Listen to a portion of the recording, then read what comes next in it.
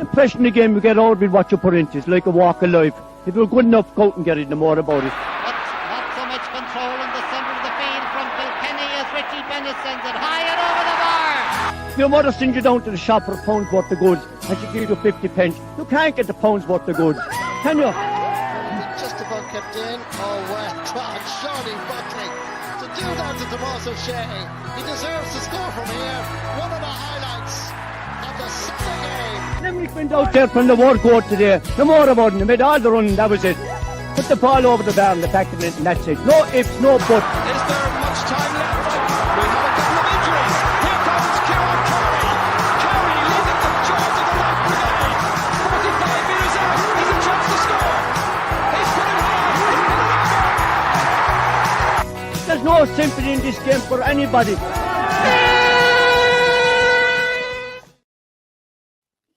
Hello, and you're very welcome to episode 317 of Treaty Talk. It's Tom Clancy, as always, in the host chair, alongside the one and only Matt O'Callaghan of the Weekly Observer and Vale Star newspapers. Matt, we've loads to discuss over the next hour, and we can breathe a sigh of relief because the Limerick footballers have won a National League game, and you and I were speculating that they might have to head over to foreign shores, as it were, and they got to London and got the job done. But it's fantastic for the group of players, the loyal supporters, and everyone involved that they've finally fantastic got that W. for Jimmy Lee, who lives and breathes football, you know. And but Tom, before we start today, I think it would be remiss without offering our deepest sympathy to the family of Eddie Wade. Eddie and I have been friends for 50 years. We were elected to the council on the same day in 1979. He was a Fianna Fáil councillor, I was a Fine Gael councillor. Politics never came between us till the day he died. He was also an absolutely tremendous GA man to the core. Like, he served his clubs, and he served Limerick GA for a good many years as vice chairman. He was a good number of years selectors with various Limerick teams. Totally dedicated. Eddie was a man that didn't do things in half measure, were it politics or were it the GA. Of course, he served in the Dáil for 4 years representing East Limerick. He was a great conversationalist. Tom, I don't know whether you knew him. He was absolutely fantastic company, and you know, he was really, really witty guy, and you know, never did I hear him utter a derogatory word about anybody. It was fabulous company to be in, and as I said, we were opposite politics, but we were very good friends, and we never argued about politics. We argued more about GA, and but usually ended up agreeing, you know, and but I would like to, on behalf of Treaty Talk, that we would extend our deepest sympathy to a truly legendary and a truly great character of the Gaelic Athletic Association. Yeah. And you're asking, did I know him, Matt? I actually met him during COVID, and we were chatting on O'Connell Street when you couldn't sit, eating your lunch outdoors. And I knew who he was imminently by the first couple of things he said. I knew the name, and I didn't know what he looked like at the time. Of course, I think maybe his appearance had changed a bit from what I had known. And I would have spoke to my own father about him, and would you believe there's a tentative enough relation to the Clancy family in there. So my grandmother would be Wade, who would have been a cousin of his.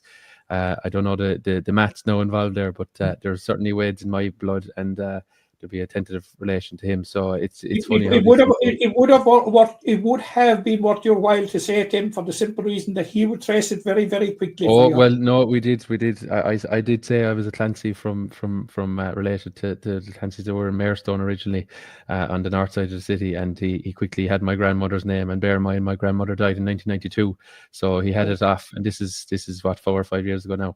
So he was quick to remember her nearly 30 years after her passing. So you know, he had a phenomenal mind for remembering things, and not just GA, but genealogy and all that sort of a thing. He and politics. As I said, you didn't get 100% Eddie Wade in anything. You got 150 to 200%. You know, anything he was involved in, he really immersed himself on it.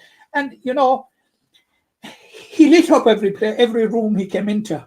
You know, suddenly the atmosphere changed when he came in, all for the better. You know, I am very, very, very sorry after him. A long relationship, as I say, going back to 1979.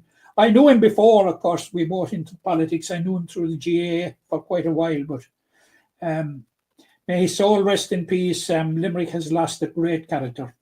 Yeah, absolutely. And we extend our sympathies to Rita, his sister, his other sister Breda, and indeed the extended Wade family, indeed, who are connected and unfortunately bereaved at this time. Okay, Matt, Brendan was well known in GA circles with South Liberties, and Monaleen would be his nephew.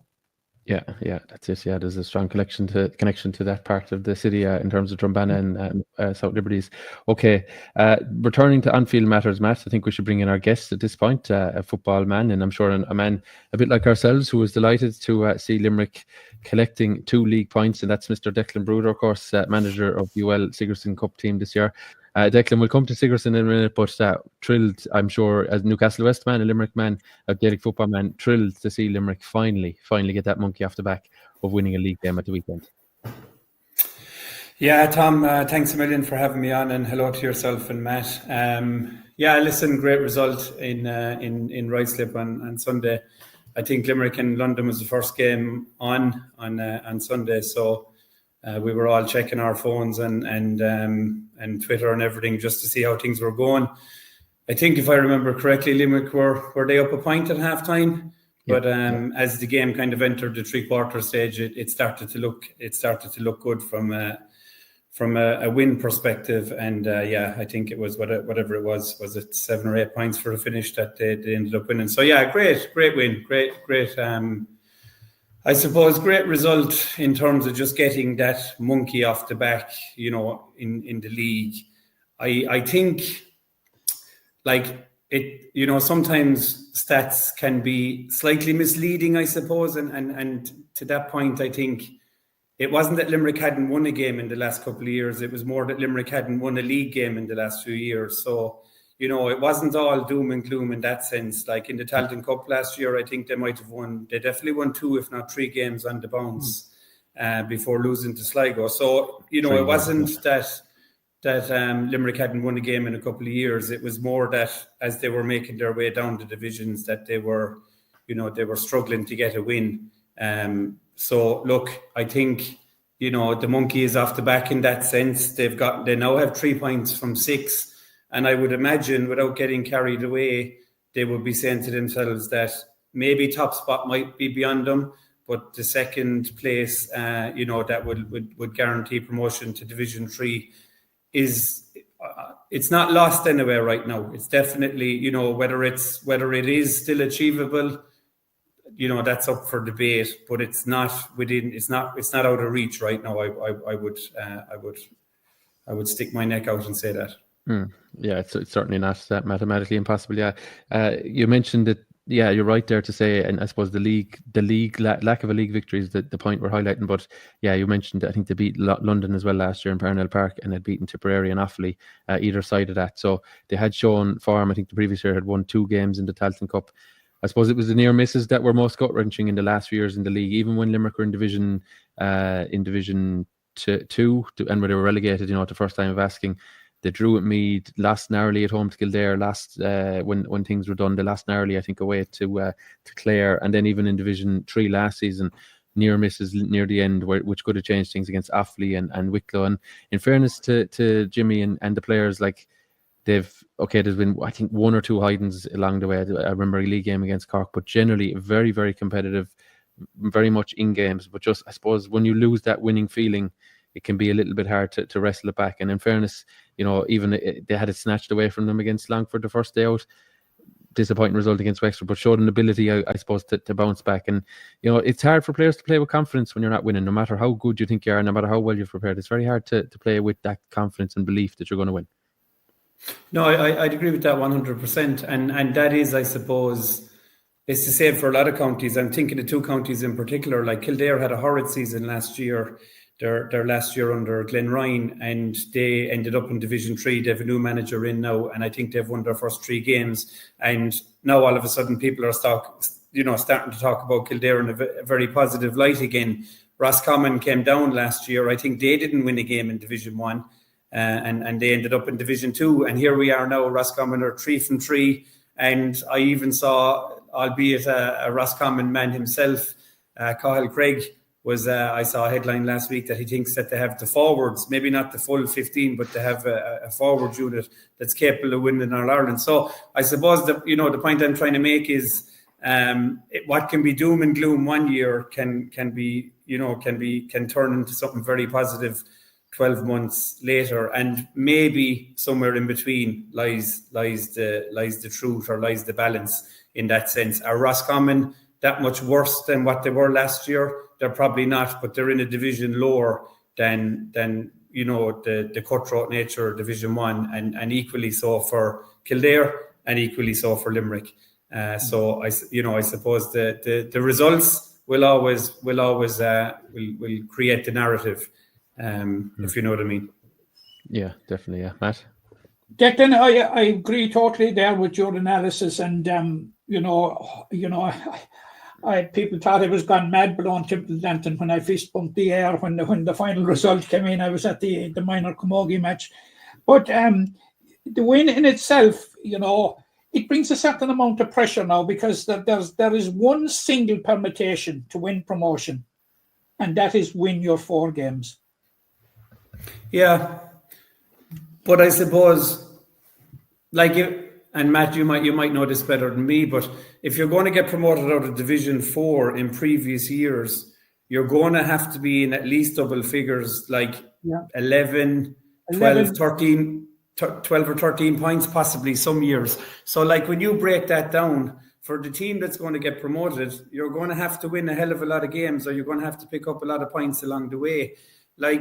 Limerick they looked like they were set for home in Longford. They were 2 points up, and they got clawed back at the very death.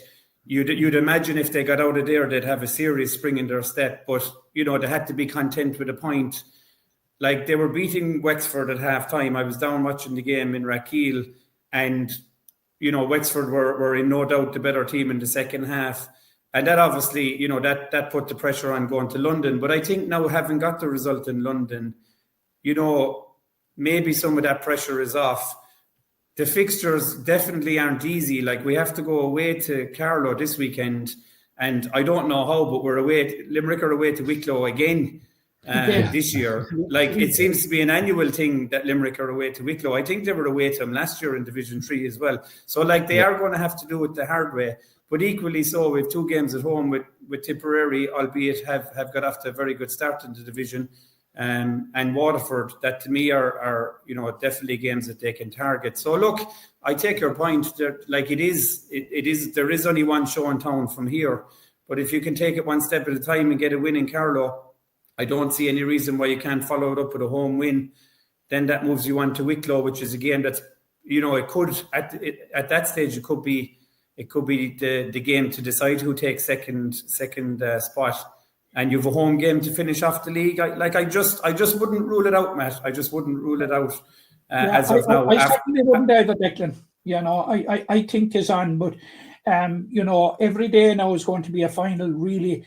But Jimmy Lee must be very pleased with the trajectory of the team at the moment. There was that near miss in Longford. I thought overall the performance against Wexford wasn't that bad. Perhaps if you exclude that we finished poorly. But the new players seem to be bedding in quite well. Ian Corbett is up to doing a full match now, which is absolutely huge.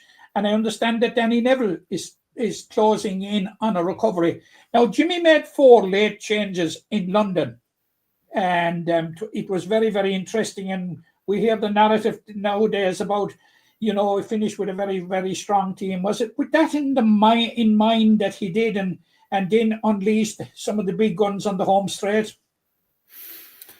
I mean, I'm not privy to Jimmy and the management team's thought process for that game, but I would have, that thought would have crossed my mind as well, Matt. There is no doubt about it.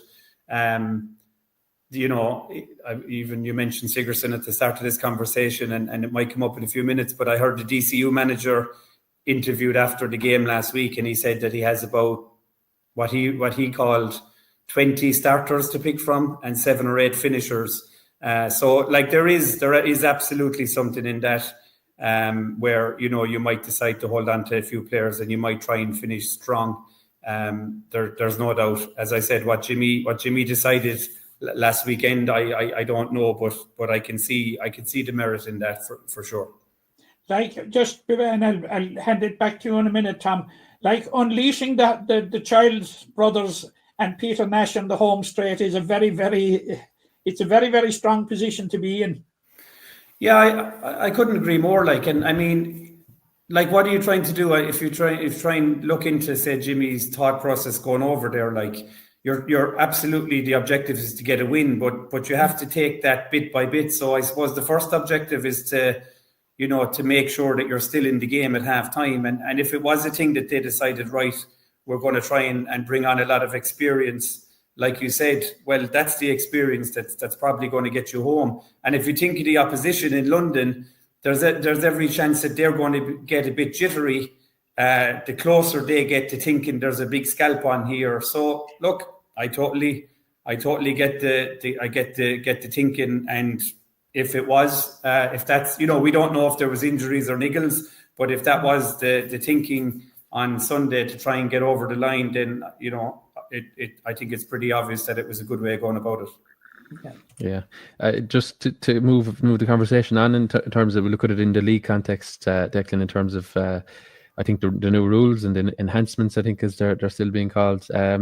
You mentioned the Longford game there. Now Limerick will be cursing the 2-pointer on that occasion, because obviously they were 2 up, and I think there was a 2-pointer free denied them at the end. But I suppose you probably view, like ourselves, view games on TV. You mentioned you were in McNeville Park, the same as us that day. And what are you liking or disliking with these rules? There's a lot to them. I think there's 49 rule changes overall, but I suppose changing one can sometimes change 3 or 4. Like, but there's a lot of, the game does look different, I think it's fair to say. But as a I suppose a coach and a spectator, what are you liking so far, or maybe disliking? How long do you have? It's look, I suppose there's a couple of ways of looking at this. Like the rules, Jarlath Burns has tasked Jim Gavin and his FRC to I suppose look at the game and to improve it. And I think, in the words of Jim Gavin, to make it the best field sport out there, something along those lines. There's been huge change within that, as you said there. Like there's 7 core enhancements, and then there's a load of other smaller things to bring it up to nearly 50 changes. I think, like, we have to take it in the context that it is. So first of all, it's a trial year for Gaelic football, and at the end of this year, my understanding is that they're going to vote on this.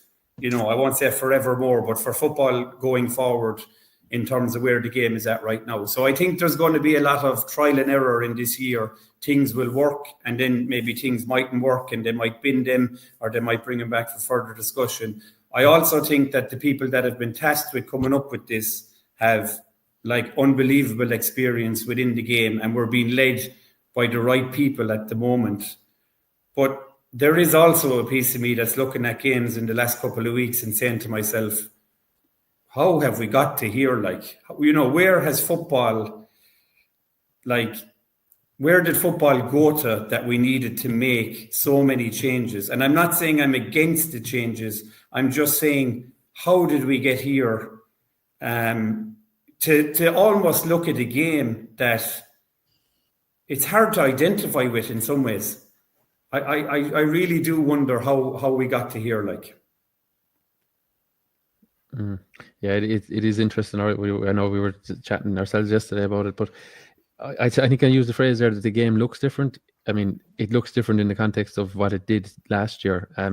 But I suppose the game has looked different for a long time, maybe compared to 15 or 20 years ago, because things have evolved. Coaches have learned how to manipulate the rules They've learned how to, maximize their way of winning the game, with whether that be possession or using the goalkeeper or, slowing things down. And I suppose I think a lot of the rules are there to design to nearly undo a lot of that, or try to undo a lot of that. You know, make coaches' jobs, make it near impossible for teams to just sit back and defend.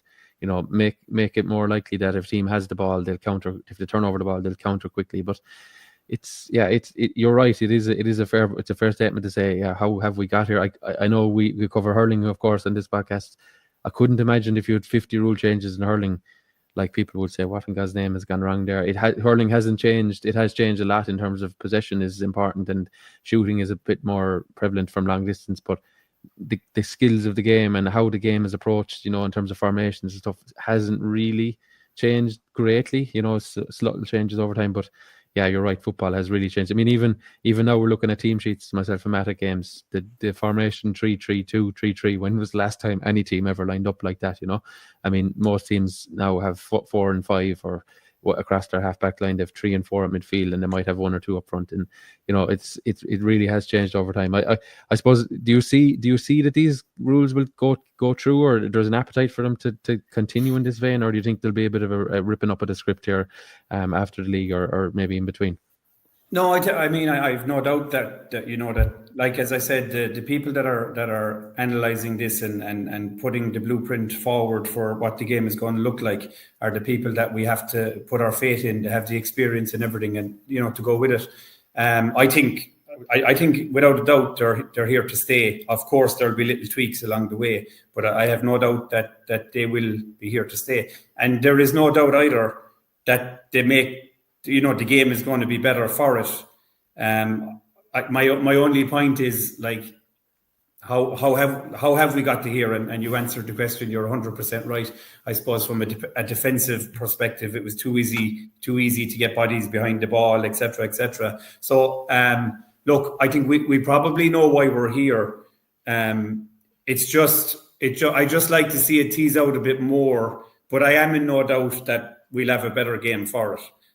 There is no doubt about that. I think if you look at, like, some of the enhancements are very simple and very effective. You've got the throw in, for example. Instead of having 4 people, as they said, nearly fouling each other to gain possession, now we have a simple 1v1 and the other 2 people are on the sideline. I think the solo and go is given the game a great opportunity to, you know, that if you get fouled, where people previously were maybe making cynical fouls, standing over the ball, or maybe giving their teammates an opportunity to drop back, you now have the option to kind of solo and go and keep the game moving. The advanced mark, like, there was merit in the mark previously, but maybe it was too easy that if it was just 20 meters over the 45-yard line, that all of a sudden somebody had a free shot. I really like what they've done with the advanced mark, because now it has to go from the 45 inside the 20-meter line. If you win it cleanly, there's an advantage, and if not, you can come back for it. So I think there's no doubt that those things are going to make the game quicker, more exciting. You move on then to, like, the 3v3. You can't get 14 or 15 bodies behind the ball anymore, because you have to have 3 up. So all of those things are going to help. The issues I have, and I don't want this to come across as negative, is we're now, because we can't, we don't want 14 people behind the ball, and we have to keep 3 people up. We're now kind of keeping people in boxes, if you know what I mean. Like, and I don't know many field sports out there that actually have restrictions on where players can go and where they can't go. That's just a bit of a worry. And then if you move on to the scoring system that's in place, there's absolutely no doubt that bringing in 2-pointers will make the game better, will make it more exciting. I was in Tralee on Saturday night watching Dublin and Kerry, and when Dublin were 11 points down at half time, they're scoring, like, for them to kind of claw back the lead, to be able to get a few 2-pointers along the way. It made for better entertainment. It was a better spectacle all around. But I go back to my point about, like, where is the identity of the old game gone? And if I was just to try and compare that, like, if you were to bring in a 2-pointer in hurling, it would make the game way more exciting as well. But I think we all know that wouldn't be allowed in a hurling context. Like, so whilst the 2-pointers will make it very exciting, I just don't know, do we need them? Yeah, it is strange, and it from I suppose if you look at the sport holistically, like it's changing a lot to do with the sport. That 2-pointer in particular, whatever about little rules here, and the throw in. Okay, we identify with that, but I mean we've been recording scores for 100 years as 118 to 115 or whatever, and the values of kicking the ball over the bar, no matter whether it was from a meter out or from 50 meters out, was still the same value. Now I do accept that it improves the game, but I do wonder, are we completely losing touch maybe with what the game was? And the game has been great for many decades, but it's just something like that is such a I suppose it's such a big change to the sport. As we say, we can do other different bits and pieces that maybe don't change things, but that is a big one. Yeah, I think the 3v3, it is all right. That's the worry now with the goalkeeper thing. If they're gonna tell counties if to keep your goalkeeper back, the concern there is, well, you're basically telling the goalkeeper you're not important to this team. Stay in your box, kick the ball out, and save a couple of shots a game. And as you know, in football, the goalkeeper may not have to save any shots in a game, depending on how things play out in front of him. It's very possible that wouldn't happen. And then, I think Niall Morgan has highlighted, would you want to be a goalkeeper now at 13 or 14? Why? Of course, everyone wants to be the Colin Cooper forward, the David Clifford, kicking the scores. But, there are players in overtime who want to become the centre-back, the midfielder, the full-back. But would anyone want to be a goalkeeper if you're told you have to stay there and that's your lane, basically? It's it'd be an interesting one. I'd be shocked. I'd be shocked if there's a rule at any stage to say that the goalkeeper can't leave his area, because I mean you just mentioned him there, like Niall Morgan, Rory Began, people like that. There's going to be uproar if you tell a goalkeeper that he can't get involved in the game. So I think that'll be the last straw. I nearly wonder, would they get rid of an actual goal before they get rid of a goalkeeper, if you know what I mean? Just the point kicking competition, yeah. Well, a bit like the Aussie rules side of things. But just to go back to my point about the 2-pointer, like, it is going to be more exciting with 2-pointers, but a point always equaled 1, no matter where you got it from. Now in football, a point equals 2, depending on where you kick it from. Like, a goal in soccer only ever equals 1, no matter where you scored it from. A point in hurling only ever equals 1. But we've decided to change the value of our points in football. I just go back to my initial point, like, how have we got here, in terms of the game that we all grew up with and the game that we're all so familiar with, like. Yeah. Matt, anything to add there? Yeah, Declan, I must confess to have been a skeptic about the new rules when they came out first. And I would say I would admit to being semi-converted, maybe 3/4 ways converted. Now we're looking at games at the moment, inter-county games, where there is a full team of officials, 4 umpires, 2 linesmen and a 4th official. I'm just wondering how the rules are going to be applied when we go down to the clubs, to the Junior A, the Junior B, when we would be stretched for referees not to mind umpires and certainly linesmen. I will need to see it working at that level to be fully converted. No doubt about it, Matt. No doubt about it. And to what age is it even going down to at underage level? Is it under 12s? Is it under 14s?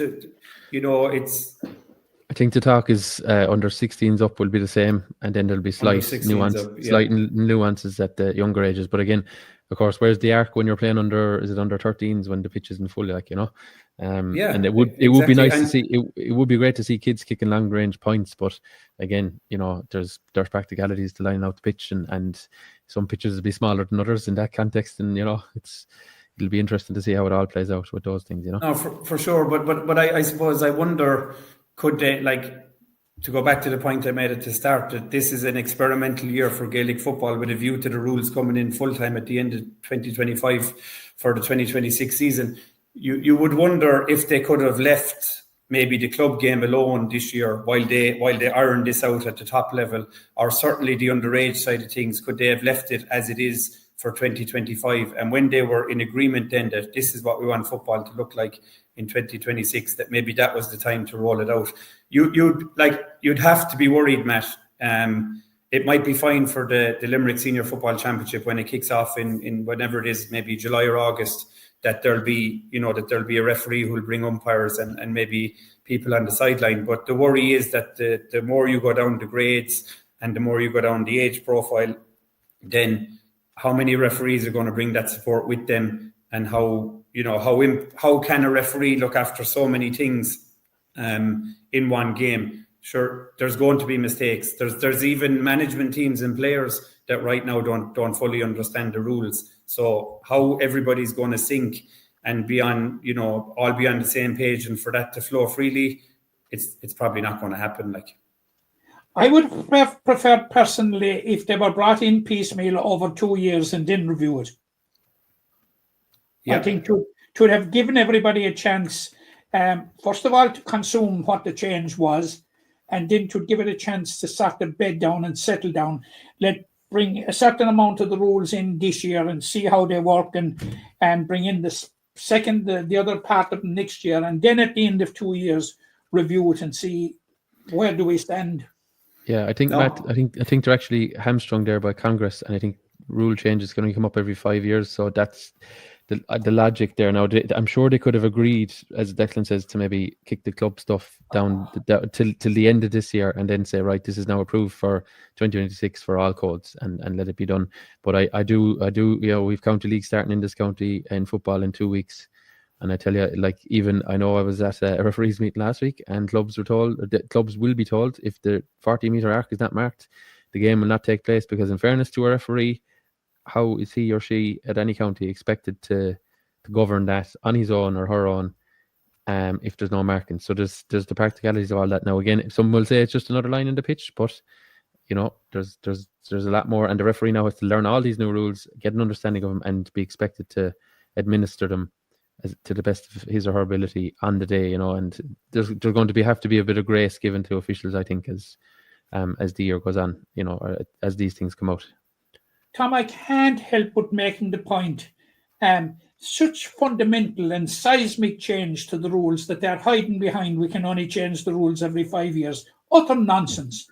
But I've heard that from the FRC, on the national airwaves. That is typical of a lot of the diktats that we have been handed down, and that I have vehemently opposed.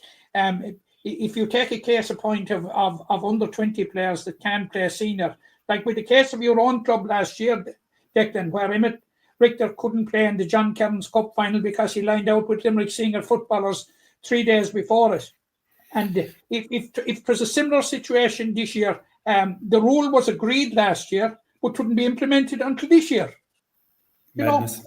What are we at? Madness. Happened, didn't it happen to Limerick? Was it Cathal O'Neill a few years ago? Cathal O'Neill didn't play in an All-Ireland final. Limerick lost by a point, and I have a feeling he might have been valuable enough to change that result. Yeah. Madness. We've always been dictated to by the Congress of the GA, and every 5 year a rule change every 5 years is crazy. And I think that's the point. That brings it all the way around. Like we possibly have too many too soon. I'm under no illusions. Football will be better by the time this thing is over. It'll be more exciting. But it's, as I said, my only question is, how did we get to what's almost a different game? And how long is it going to take to, before I suppose, how long is it going to take until it beds in for everybody, and that we can move on and enjoy the game that we want to, I suppose. Yeah.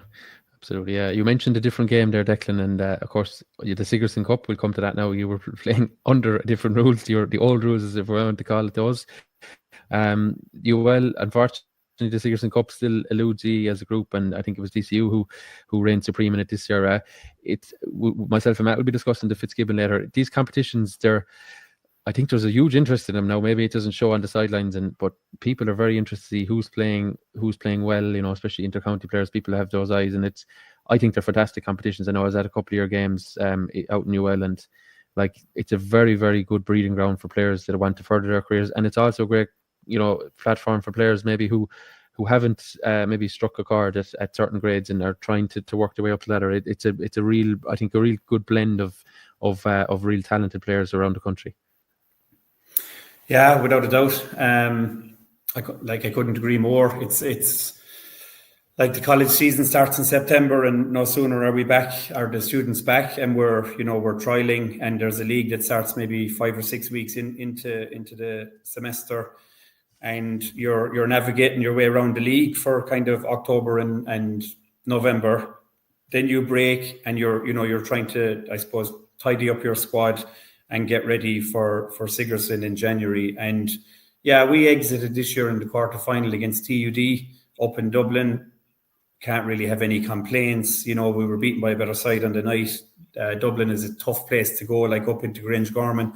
Try and get a result up there wasn't easy, and we weren't good enough to get one. But even in watching the competition in the couple of weeks after at semi-final stage and final stage, like, it's such a tough competition to win. You look at UCD; they were in the final last year, beaten by Jordanstown. Like, they got over TUD on penalties the week after, and that wasn't enough, they got to the final and they're beaten by DCU. DCU had to go up to Belfast to beat Jordanstown, who had only just got over Maynooth in the quarter-final by a point, and then obviously they landed themselves in the final. Now, DCU will probably disagree with this, but I don't think too many teams were talking about DCU winning this competition 3 or 4 weeks ago. But in hindsight, they got to the league final. They beat us by a point in the league semi-final, and obviously came on and won the Sigerson. So, like, they battled their way through it. They remain standing longer than most. And when you factor in the conditions, which, Tom, I know you were at our first game inside against ATU Galway, which was on a Friday, because on the Wednesday we were all snowed in. It was moved even to UL because of the weather. Yeah, exactly. The logistics, which had us in Dublin twice in 2 weeks. I suppose the inter-county train, if you want to call it that you're trying to operate beside, teams are getting ready for the first and second round of the National League, and you're trying to, play your competition at the same time. UL didn't go back to college this January until the 27th of January, I think, or whatever Monday that was. It was the Monday we played the quarter-final anyway. So, like, for the whole of January, we were trying to get the lads together as a group, with all those things that I just mentioned, and also the fact that they weren't in college. Now, we have 3 Clare lads, 2 Limerick lads, and we have 1 Tipperary lads that I would say are within an hour of UL. The rest of those lads are travelling probably 2 hours to get to UL. So to say that it's a tough competition is an understatement. We didn't get rolling, I suppose, this year as good as we might have liked to, or as maybe as well as we had in previous years. And you know what? That's just the competition. That's the way it is. Some years it goes for you, some years things go against you, and we just couldn't get rolling quite enough this year to have a major say in the competition. But to go back to my point, it's just about staying standing and, surviving as long as you can. And maybe, when you see that opportunity like DCU did at the start of that second half in the final last week, they took their chance and they pushed for home. Yeah. Final question for me on I suppose, your involvement. You mentioned the 2 Limerick lads there, Dara O'Hagan and Cormac Wolfe. How important for Limerick lads that can even if it's I think is the Ryan Cup, the Trench Cup is the cup below it, even to get involved at third level, because unfortunately we don't have currently very involvement for Limerick schools at the moment. It seems to be as far away as ever, in my opinion, but this is a very good platform for them. And obviously these guys have been through 17s and 20s with Limerick and even senior now for the pair of them, but very important that if Limerick lads can latch on to these competitions, if they're football oriented, obviously, that they do so. And I think the 2 lads it'll stand to them that they've played at such a high level for these games in January and into February. Yeah, I couldn't agree more. And like, we haven't, I know when I was on this podcast a few years ago, I was asked about the Limerick involvement as well. Like, we don't have huge numbers of Limerick lads every year, but over the last couple of years, we've had a steady trickle of players, be it Paul Maher, John Hayes, Hugh Burke played with us a few years ago, the lads that were there this year. It's a huge, if you're serious about your football and you want to improve, I would argue you want to be playing Sigerson football, number one, because it's a good standard, but probably way more importantly, just you get to mix and you get to know people from different counties. You get to see how they operate. You get to just get an insight into different I suppose, characters. And like club football won't give you that. County football will give you that to an extent that you're meeting players from different clubs, in a county setting. But I just think if you get involved in a be it Sigerson, Fitzgibbon, Trench, as you mentioned, any of those competitions, like if you're there for the right reason and you want to get better, I'd be surprised that you wouldn't come out the other side and you'd learn an awful lot from it and you'd be a better player all around. Yeah, Matt. Declan, as a Sigerson Cup manager, there must be great satisfaction to see players going back after the Sigerson Cup, and I know it's a bit of a juggling act between yourself and county managers, at this time of the year, particularly when the league starts. But to see fellas making a breakthrough, I'm thinking like fellas like Sean McDonald of Mallow now, who's breaking through on the Cork team. There must be a great element of satisfaction, that you have played a part, and the Sigerson has played a part in developing those players. Yeah, there is. Sean in particular has gone in with Cork this year, and like I'm reading the reports, and he's scoring in every game, and he's one of many. Like that, I suppose the beauty of being a Sigerson Cup manager is like you're checking results, during the club season, and most definitely, you're reading reports at this time of year, and for the remainder of the county season, where you're just keeping an eye on lads. It is. It's a great privilege, Matt. But like it's all they're doing as well. We're a bit part. Like me and the management team in UL that we've had.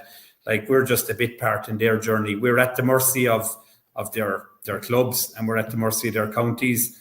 And if they come with the right attitude, which I would say 99% of the time that I've been in there, fellas have done, and they want to get better, they want to improve, and they're doing this for the right reasons, then they'll get a lot out of it. We get a huge amount out of it. We learn as much as they do. And yeah, sure, look, it's brilliant. It's very satisfying to see Sean go on and make inroads with Cork. We had Chris Hogue-Jones a few years ago, and he's absolutely lighting it up down in Cork the last couple of years.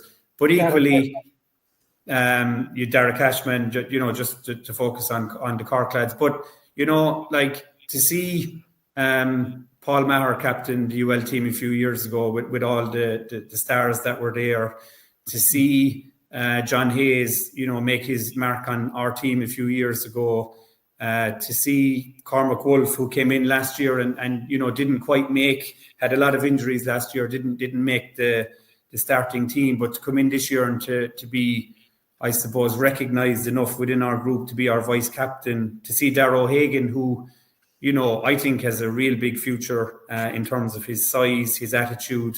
He played midfield in all our games this year, and he wasn't once out of his depth, and he came up against some big midfielders along the way. So, it's great to see the Cork lads and all the other counties do well, but it's even better to see lads you've worked with locally, push on. And I suppose my hope would be that they can drive the Limerick setup in the next couple of years, and they can use the experience that they've had with the likes of UL to push things on at a local level. Last question for me, Declan, and it has got nothing to do with football, but as a Newcastle West man, a very, very special day last Saturday for SMI. Yeah, fantastic. Absolutely. I'm a former student of SMI, so it is great, Matt. I was thinking about it actually. I saw they were out celebrating on Saturday night around Newcastle West, and it was great to see it because SMI has produced some great players, like every school, to be fair. It's produced some great players over the years. So for them to get their reward, at this time in a hurling context, in a Munster title. I think it's brilliant. There's been some brilliant players go through that school over the years. There's been some great people have put their time into coaching and organising all the different groups up there. So yeah, absolutely great to see it for SMI, and let's hope we see some more success. Absolutely, yeah, Declan. The clock is run on for us. You've been great with your time. You've been great with your insight, and thanks very much. I'm sure we'll cross paths maybe at a National League game, or indeed when the club season comes back around to us. We'll be inside or outside the arc, but we'll see you there at some point anyway. All right, brilliant, Tom. Thanks a million to you and Matt, and best wishes with the podcast going forward. Yeah, thanks very much, Declan. Okay, as Declan Brouder there, yeah, Matt. You just to touch on that SMI for people that didn't know, Munster under 19 C colleges title in hurling. Yeah. They took over the mantle from Skull Paul Kilfinnan, who were C champions last year, and I was out at the game on Saturday, Tom, and now the conditions were heavy, and were not conducive to free-flowing hurling, but Skull Murragashie, they were so well coached by Kevin O'Brien and Jeremiah Maroney, absolutely fantastic, and it was a very, very low-scoring game, 10 points to 1-5, and as Kevin O'Brien made the point to me after, which is very valid, he said, our last two games, quarter-final and semi-final, we played them on Astro. And this was into the heavy going in Kilmallock. Yeah. So they go into the All Ireland series now, where they will be playing. I think they're from Keady anyway, in County Armagh, St Patrick's High School, Keady. I think that they're playing on Saturday week in the All Ireland semi-final, and probably maybe Portlaoise. I don't know. It's going to be a neutral venue, and. Keady would be the B champions, but I think Skull Murragashie are very, very, very well equipped to take on the Ulster B champions. Very, very well equipped. They're a very, very, very good side. They have an absolutely fantastic defence. They were really tested by a Newport side. Newport, Tom, won the All Ireland. The Munster and All Ireland D Championship last year, and they won the All Ireland final by something like 10 goals, Right. And by the way, they had a very strong contingent from Murroe Boher. People like Tommy Cusick, Jamie Foley, Dan Colopy, they were all on it on the Newport team. So. Newport team came very much with a winning mentality, and but when Skull Murragashie, they were asked to dig it out, it was then we saw them at their best. They had a fantastic defence. They were incredible. I thought the spine, Audran Kelleher full back, Patrick Cagney centre back, outstanding. David Maloney corner back. Dermot Lyons was the captain, the senior player with Newcastle West this year. Excellent at midfield. Overall, maybe it's wrong to be singling out people, but it was an absolute outright team performance, and in many ways it was a monkey on their back. The fact that the college, which was established in 1992, had never won a Munster senior, so this was a first time, and they had been in a final back the years.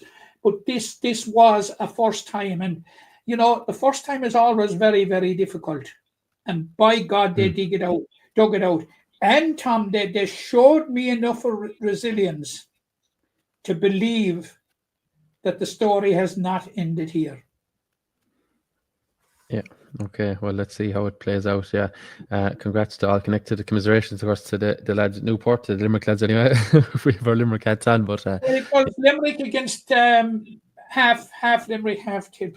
I think there was 5 from Newport altogether, 5 from Murroe Boher altogether started. Okay. Yeah. The West awake anyway, in certain hurling terms anyway. They're look, in the overall context of hurling in West Limerick, it's after getting a few boosts now in the last year or two, like the fact that Newcastle West have gone up senior and will be playing senior hurling in West Limerick next year, and now this college's title has come along the line.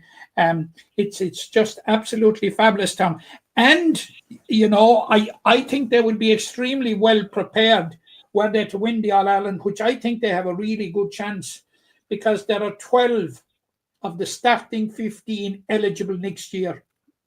Okay, right. Well, it's a very, very young side. Well, eligible as long as they don't do the leaving cert and head out the door. But let's see. I checked that aspect. They will be very good. They will be in the school community next year. Yeah. Very good. Okay, staying on the hurling front, I think, Matt. I suppose we've touched on the football. Just a reminder: Limerick playing Carlow this weekend in a bid to, I suppose, keep that a bit of momentum now going. So that's where they line out this weekend. Go on, Tom, before we go away from the football, commiserations to Skull Pole Kilfinnan. Right. They were out last Friday in the Munster D football final. I was down at it in Bantier. Tom, they did everything possible would win the football match. Okay. They were beaten 3 goals and 8 points to a goal and 12. That's 13 scores to 11, but I know goals count. They were 2-4 points down after 20 minutes. Just didn't come to the party for the first 20 minutes. But after that, they totally dominated it. Or for the most part, dominated. Carrigaline didn't score in the last 10 minutes. They gave away a penalty, kind of a needless penalty, which Carrigaline converted. But 4 absolutely clear-cut goal chances. 2 of them skimmed the bar, and the goalkeeper made 2. The second save, Tom, to be a candidate for save of the year at any level. He went full length to save it from Owen Barrington, and Adam Froon was just unable to steer the follow-up home. It was that close, but strange, to be fair, football has to be a second sport behind hurling and Skull Pole. Yeah, definitely, But fair credit to Anthony Punch, Padder McCarthy, and Jack Owens. They send out a very, very well-prepared team and are very, very unlucky that they're not playing in an All-Ireland semi-final this Saturday. Okay, all right. Well, commiserations, but well done in reaching the decider. Matt, just to conscious of the time getting away from me here, but we're moving to hurling now. The Fitzgibbon, we'll come to that in a minute, but Limerick lining out this weekend back in Allianz National Hurling League action, heading to Nolan Park in Kilkenny, looking to add to the 3 points already secured. And we always relish a game against the Cats, certainly in recent years anyway, it's fair to say. And be interesting to see how Limerick will line up for this one, and who can try to put their hand up for inclusion later in the year. It'll be very, very interesting. And the first thing I have to say, it was so happening to see Cathal O'Neill coming on in the closing stages of the Fitzgibbon Cup. He was such hard luck to miss out on most of the Fitzgibbon Cup, and it suggests to me that Carl will come into the reckoning on Sunday. But I'm not for 1 minute going to try and second guess what John Kiley is going to select. We have seen the way he has juggled his forces this year. We have seen that there are a number of players that we haven't seen them at all this year yet. Yeah. So I would imagine over the next we have a kind of a crash course of 4 games now. This is our last game away from home, because we have Clare, Galway, and Wexford in that order at home in the final 3 rounds, and I would imagine from now that we probably we'll see the genesis of what the championship team might be. In bit by bit. I think you'll see, the various pieces of the jigsaw put in with the first round of the Munster Championship in mind. So, now we know there are injuries to Kyle Hayes, Sean Finn, William O'Donoghue, Garrod Hegarty. Let's hope that some of those will be back. But it's going to be a very interesting selection. It's going to be a very interesting game. Kilkenny went to Clare the first day and won there. and there was a lot of eyebrows raised until people realised that it was basically a shadow Clare team. They suffered defeat to Galway in the second round, who had previous week suffered a heavy defeat to Tipperary. And then they were irresistible. I saw the game in the first, 40 minutes against Wexford, and then allowed Wexford back into him. So, but Derek Lyng is like John Kiley. He's shuffling his forces, but he hasn't tried out the same. I went back over their three teams over the three games. They haven't experimented to the same extent that Limerick have. Now they've players like Adrian Mullen to come back, and they've players like John Donnelly, and of course TJ Reid, who was sitting in the stands in Wexford Park. But very, very hard to second guess what the Kilkenny team will be either. Hugh Lawler is back now, so like they Kilkenny would. Let's put it this way: I think Kilkenny were fairly near what their championship team might be, or what we might expect, far nearer than we've seen from Limerick to date. Yeah, that's true. Yeah. I think the first league meeting at Nolan Park since 2019, if I'm not mistaken. Limerick winning out that day. They obviously met in the league final in 23 and the semi-final last year, with Limerick winning in 23, and Kilkenny very much on top in last year's semi-final. We'd like to remind Kilkenny we met in the 1922 and the 2022 and 2023 All-Ireland finals. Yeah, I was just here with my league hat on here. It's kind of a league sort of time of year. But let's see how. You cannot shut out reality to that extent, Tom. Absolutely, yeah. Let's see how John Kiley lines them up. I suppose the dynamic would be to see what he does with the Fitzgibbon players. Is he giving a week off? Some of them have played 5 and 6 games now, maybe over the last month or so. That's another factor, Yeah, and does he have the personnel, I suppose, to replace them at the moment? There wasn't a full complement of subs the last day. Will Seamus Flanagan come back in?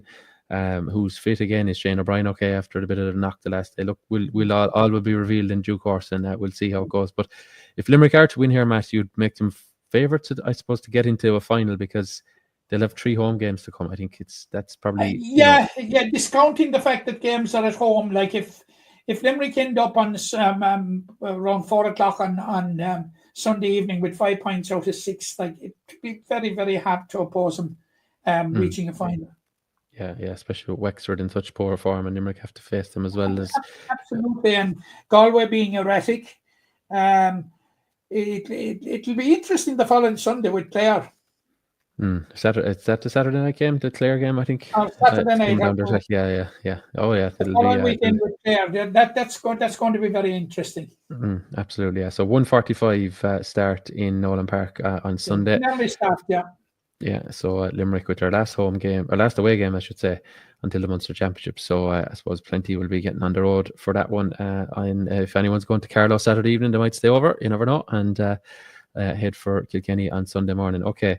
Hurling Fitzgibbon match. Probably from a long way out. UL were favoured to win this competition. They were favoured last year as well, of course, but they had to get the job done. And I suppose despite a late enough rally from DCU, I think UL, from a long way out, looked like from early in the second half, they hit 5 points in a row, and that was almost job done. You found it very, very hard to see a pathway back for DCU.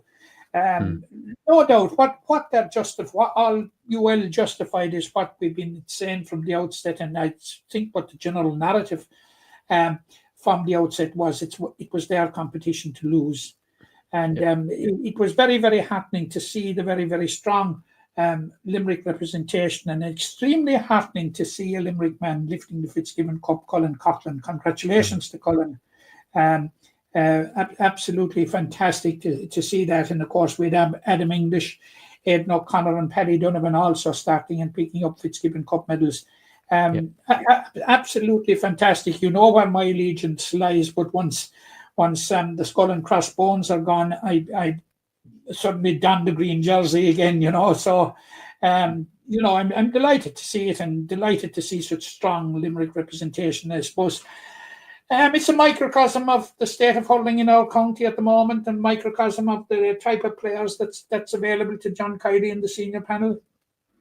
Yeah, I think there was 10 Limerick men on the extended, I think 36-man panel. Obviously, they didn't all see game time on the day, but you know, the likes, I think, was it which of the Duffs? I'm always mixing them up. Rory Duff, I think. John Fitzgerald, Evan O'Leary came on, didn't he? You know, maybe missing out on one or two there, but great to see the Limerick involvement across the board there. Limerick involvement, Tom. What about Brian Ryan? Yeah, of course. Yeah. The Banish door as well. Yeah. South Liberty's man. Fantastic service to you know, UL for over the years. Like Brian Ryan is an absolute winner, as we know. Just look at his CV. Led Limerick to Munster, back-to-back Munster minor titles, 2013, 2014, the first time Limerick ever did it. You know, and has made a huge contribution to the game, both as a player and now as a mentor. And a good South Limerick man at the back of it.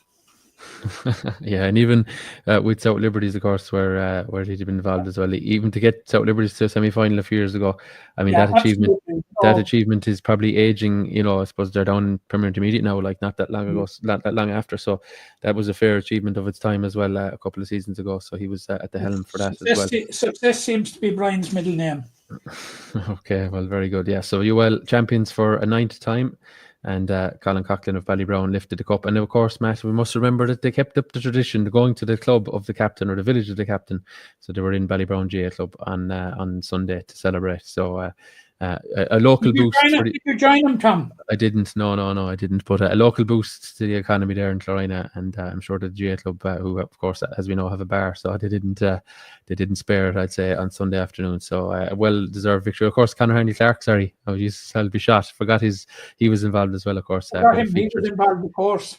Yeah, featured earlier in the competition. They didn't get to see game time on Saturday, but nevertheless, the Fitzgibbon Cup back in Limerick once again, and back with UL after an absence of just 12 months. Matt, I think hurling-wise, are we heading for Junior B this weekend? Yes, we're heading for the Junior B All-Ireland semi-final against Askamore Kilrush. Right, of Wexford, isn't it? And I've looked it up, and I've seen Kilrush, Askamore, and Askamore Kilrush. So flip a coin, whichever one of them it is. But yeah, they're going to be tough opposition for Kildima Palace-Kenry. Now, Kildima Palace-Kenry have developed, you know, the mastery of the craft of winning close games. They did it right through the Limerick Championship last year, as you and Ballybrown well know, in the county final. But before that, against Cranabal and Garrin, against Camogie Rovers, and if you go back along, and like they won the Munster semi-final against Tulla by a point. They won the Munster final against Kappa by a point. I was at both games, and they deserved to win both of them. Don't get me wrong, but they showed tremendous resilience. And I think it's the type of resilience that will take them over the line on Saturday. Now, Askamore this Askamore Kilrush is anyway, the Wexford team. The Wexford team, yes. They beat Three Castles they lost the Three Castles from from Kilkenny in the provincial final. But in the semi-final, they defeated Kilmore Daly from Galway. Now, right. and we know the success and the level of success that Galway Junior B teams have enjoyed in the Killeedy competition. So that would suggest that they have a certain level of pedigree. But I'm hoping, of course, but I'm also going for Kildima Palace-Kenry to win. Right, and Three Castles and Kappa White, is the other semi-final. So the two from those four will be in the final in the coming weeks. So let's see how it plays out. Saturday, what time is throwing, Matt, for that one? Kildima Palace-Kenry? 12:30. 12:30, yeah. Just because we're on Junior B, Tom. St. Kieran's are out in the Munster Junior B semi-final on Sunday in Paddy Carroll Park in Ballygran at 2 o'clock. They're playing Goleen from West Cork in the semi-final for the right to face Beale from Kerry in the final. Now, you want me to say that Ballybrown won it? They did, Tom.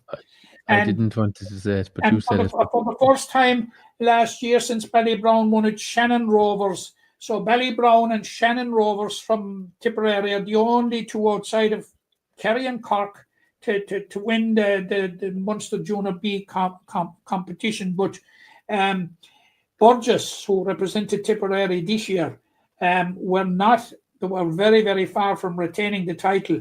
Even though they defeated Woolton Sinclair in the first round, they suffered a very, very heavy defeat to Beale last Sunday, 2-15 to 4 points. Now, St. Kieran's beat Roanmore in the first round. They were very, very far from their best because we as we know and as we look back, they were very, very impressive winners of the Limerick Championship.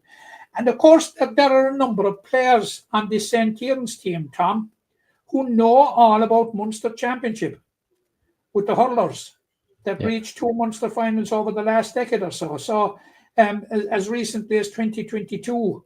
So they will know what it takes in provincial fair. Now, Goleen coming into it are absolute rookies. And just to give an idea where Goleen is, if anybody knows Skull in West Cork, Goleen is about 6 miles further west. And if you go another 6 miles, you go into the sea. So that will tell you the journey that they will have to Ballygrand. But when I say they're rookies, they won a County C championship back maybe 6 or 7 years ago. But this year, 2024, was their first time winning the Cork Junior B championship. They're a very, very small club in West Cork. And so this will be their first first time taking part in provincial fair. I'm going for St. Kieran's to win. I'm going for St. Kieran's. They were disappointing against Roanmore, but of course they could only play what was put in front of them, and disappointing that day. But I'd be quite hopeful that St. Kieran's would get over the line on this one. Okay. Now they will be without Donny Nolan, who's a key player. Remind me, Matt, throwing Sunday 2:00, is it? 2:00 in Paddy Carroll Park in Ballygrand. Okay, yeah, best of luck to all connected there in St. Kieran's. Staying on the big ball, Matt, Limerick ladies footballers are back in action this weekend, I think. Am I right? No, you're wrong, Tom. Oh, sorry, it's there's a gap of 2 weeks. Sorry. No, there is not a gap. The Limerick game with Carlow was put off until Friday, the 8th of March at 8:00 in Cullen Park. Right, I may have missed this. Any reason given, or? I understand to accommodate a request from Carlow. Okay, right. So that one had mississed me, and I'm sure a few of our listeners. That is my information. I have been chasing it all the week, and the first inkling I really got of what was happening was when I didn't see it up. And you know how efficient the LGFA are with putting up their fixtures and sending out their fixtures. And I happened to scroll down through the Carlow fixtures and saw it for the 8th. Okay, so it was confirmed in the LGFA fixtures themselves. Okay, and, so Sunday the 2nd is our next outing away to Laois, and then it's Friday the 7th. So we have a break of a week, but I think it's a pity that the game isn't on because Limerick could have taken oxygen out of the great win that they had over Offaly, and I'm not sure now that a 3-week break will be ideal. But look, maybe if there's a couple of niggles and injuries, it's a good time to. Well, Iris Kennelly anyway missed the Offaly game, and she'll be back. Okay, well, there's swings and roundabouts to this. So Laois up next 2nd of March, and then the Friday the 7th they face Carlow in as we said there, the refixed game. Matt, back to the small ball, and I think Camogie, a morale boosting victory. I think it's fair to say Limerick headed up to Down and got the points on the board. A decent start to the league. We won't be dreaming about silver just yet, but nevertheless an important milestone on the journey for this young and I suppose somewhat inexperienced group. Sure, look, it was a great weekend for Limerick Camogie, and I'll come to the minors in a second. Going up to Down was a bit of a trip into the unknown, Tom. A trip into the unknown insofar as that with all those that weren't available for various reasons, I think it was 14 at the end, like that Joe Quaid, he had to, obviously he had to name a new look side, and like he gave debuts to Sarah Gillan, the sister of Aaron and Jason, and she conceded one goal, and the goal went in at a time when she was down injured. So, right. Okay. And how did that go down? I wonder. I don't know how it goes down, but I would have thought there'd be a stop and play, but that's it. So, I would be crediting her with a clean sheet on her debut. Anya Foley, who was fullback, very good fullback for Bruff last year. I saw her a number of times. She got a debut at cornerback. Donna Kenny, I have been speaking about Donna Kenny for a long, long time, and she came on at wing forward. Now she's doing her leaving certificate this year, and how that will sit going forward, I don't know. But she announced her arrival on the inter-county stage with 2 very good points in the first half, and a debut for Laura Southern from Monaleen. Now I would have picked out Laura Southern going back as far as I've seen her playing under 16 and minor with Limerick. She's a very, very good player, exceptionally good player. And she scored a goal and 2 points. So my faith and belief in her was vindicated. Stephanie Wolf played, who won an Ashburn with UL the week before, and Shauna Cunningham came off the bench to make her debut. She also won an Ashburn with UL. Look, it is very, very positive, and it's the second round this weekend in Paddy Carroll Park, Ballygran on Saturday when they take on Antrim. So, we'll be hoping to put it up to those ladies. They beat Wexford. They beat Wexford in the first round. They were trailing 2-5 to 4 points at half time at home, and they won the game by 14 points to 2-7. It suggests to me that there was a strong win there. Yeah, big turnaround all the same, though. Yeah, they dominated the second half. A big turnaround. So those ladies are not going to be a pushover on Saturday. So we're hoping for the best, Tom. Yeah, it'll be good. And a second win at this stage, you're looking up very much upward. Yeah. Well, we know from last year, Antrim, went toe to toe at Limerick in that senior relegation. Well, it wasn't relegation playoff, but it de facto was. The de facto one. Yeah, but they can be a strong outfit at times. So let's see. We know it often enough, Tom.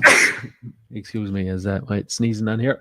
I wouldn't wonder if you'd sneeze. I sneeze too when I think of all the times Antrim have cut us. Yeah, 2 p.m.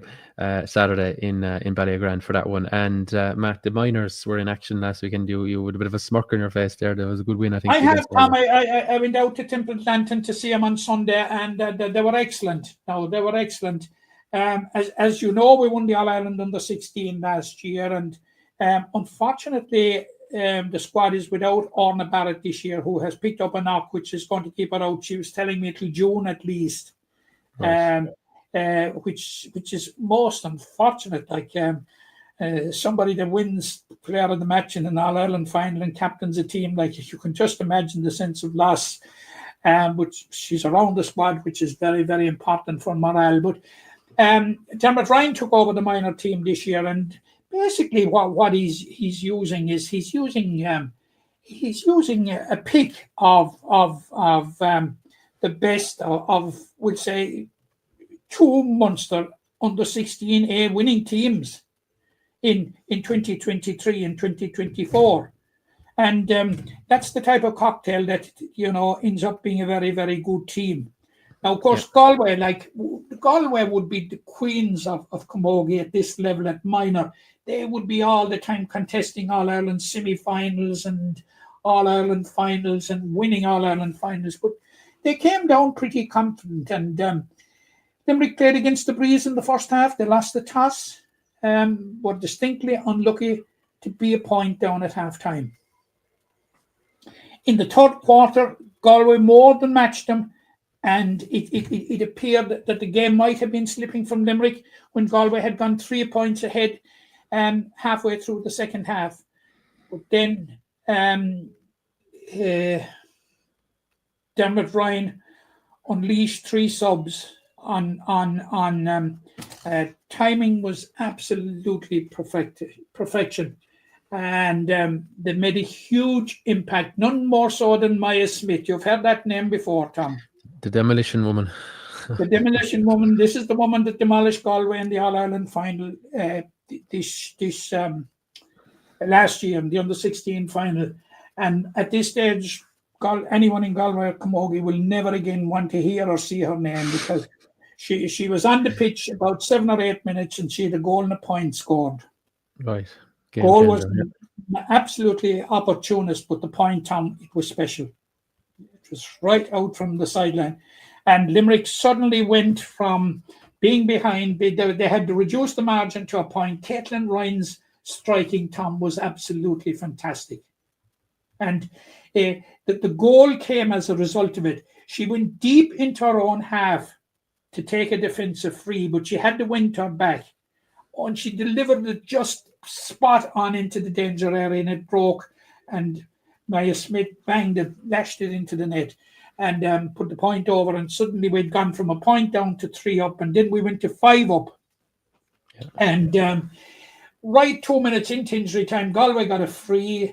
They lobbed it into the box, and it was definitely a Limerick stick. Got a touch to it. It was an own goal. Okay, right. No doubt all about it. I was trying to fish out after I asked Emma Doherty, the goalkeeper, had she any idea, and she couldn't have an idea whose stick did it come off, because a whole forest of hurlers went up, and it just got the wrong touch off someone. But there was 2 minutes after that, but they saw it out comfortably, Tom. And it's the ideal start. They're in a group with Galway, Wexford and Clare, with definitely 2 and possibly 3 to go out of the group. They play Wexford next at home on Sunday week. And Wexford will be very, very strong, Tom. Will be very, very, very strong. And I was speaking with Dermot Ryan afterwards, and he was explaining to me about him. And then they will travel to Clare. But like a win in the first round, as you know, in a 4-team group, Tom, it's big. It's huge. It's not big, it's massive. Yeah. Well, if they but can overall, it was a very, very encouraging day for Limerick Camogie, and there was a very, very, very big crowd there. But Tom, I have to say, it was my first time in Temple Danton pitch. Excellent. First time ever, was it? Yes. Yeah, very I know. good. I think I might have been there before they did some of the developments back in the day. But it was my first time in its present incarnation. And the whole facilities and the hospitality, excellent. The pitch was actually pristine, Tom, absolutely fantastic. And it's great to see a club like Temple Danton putting their hand up and hosting a game, not just hosting a game, but hosting it in the manner in which they did. Full credit to Temple Danton GA. Okay, absolutely. Yeah, well, congrats to the Limerick minors on the win, and indeed the seniors. We'll see how the seniors go this weekend. And then, as Matt said, the minors back in action Sunday week, right at the start of March. No, that's not all of Camogie. On Sunday, our under-16A title is on the line when we meet Tipperary in the second round of the championship in TUS Mileage. It's at 2:00. I mentioned last week we lost the first round to Kilkenny 116 to 211 in Thomastown, and this kind of takes on a must-win game for Limerick. Okay, right. Let's see how can they do it. But Tipperary drew with Cork in the first round, I think. Okay, might be subject to correction on that. Okay, a new group there for Limerick. So let's see, can they make their own mark on this competition? Right. Anything else, Matt? I know we're just hitting near the 80-minute mark. I think we've covered loads there now. Obviously, Declan being up at the start, but I think we've it all covered there now. Tom, you're out at 6 and I'm letting you out. We're finished. The headmaster has dismissed me, folks. Thanks very much for tuning into this episode of Tree Talk. Do get in touch if you have any opinions or indeed anything to add, and we'll be sure to hear from you in the next few weeks. Matt, thanks again for your opinions, your insight, and indeed your reporting from around the games, and we'll chat